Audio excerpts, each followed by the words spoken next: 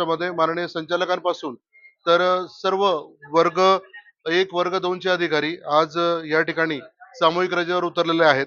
यामध्ये सर्वात जो तीव्र निषेध आम्ही व्यक्त करतोय, तो नागपूरला जो प्रकार घडतोय, त्या नागपूरच्या प्रकारामध्ये कोणत्याही प्रकारची चौकशी न होता, कोणत्याही प्रकारची त्या बाबतीत विचारणा न होता, सरळ-सरळ अधिकाऱ्यांना अटक करणं आणि अटक करून या अधिकाऱ्यांवर अमानुष पद्धतीची वागणूक देणं, याच्या निषेधार्थ आज संपूर्ण महाराष्ट्र राज्यामध्ये जो अखिल महाराष्ट्र शिक्षण सेवा राजपत्रित महासंघ आहे, तो निषेध व्यक्त करतो आहे. आज सर्वांनी सामूहिक रजा घेतली आहे.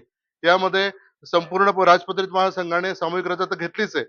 त्याच्याच बरोबर शिक्षण विस्तार अधिकारी संघटना, त्याच्याच बरोबर केंद्रप्रमुख संघटना, त्याच्याच बरोबर असलेले आमचे माध्यमिक मुख्याध्यापक संघ, माध्यमिक शिक्षक संघटना, शिक्षकेतर संघटना, या सर्वांनी याला पाठिंबा दिलाय, की आमच्याकडे जे ऍक्ट आहेत, जे रूल आहेत, त्या रूल प्रमाणे कार्यवाही होणं अपेक्षित आहे, बंधनकारक आहे.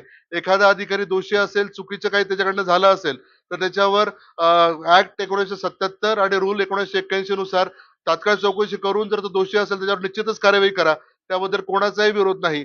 परंतु कोणत्याही प्रकारची चौकशी, कोणत्याही प्रकारची विचारणा न करता संबंधित अधिकाऱ्यांना सरळ अटक करणं आणि त्यांना अमानुषपणे त्यांच्यावर त्यांना ट्रीटमेंट देणं, याच्या निषेधार्थ आज धुळे जिल्ह्यामध्ये आम्ही सर्व राजपत्रित संघाचे जे अधिकारी आहोत, ते आज सामूहिक रजेवर आहेत. आणि त्याचबरोबर याच्यात जर शासनाने कोणत्याही पद्धतीने आम्हाला आश्वासन लेखी स्वरूपात दिलं नाही, तर याच्यानंतर आम्ही विस्तार अधिकारी संघटना असो, केंद्रप्रमुख संघटना असो, शिक्षक संघटना असो, मुख्याध्यापक संघ असो, शिक्षकेतर संघटना असो, या सर्व त्याच्यानंतर पुढे जे दिशानिर्देश होतील त्यानुसार आम्ही पुढची कार्यवाही करून रजेवर जाऊ.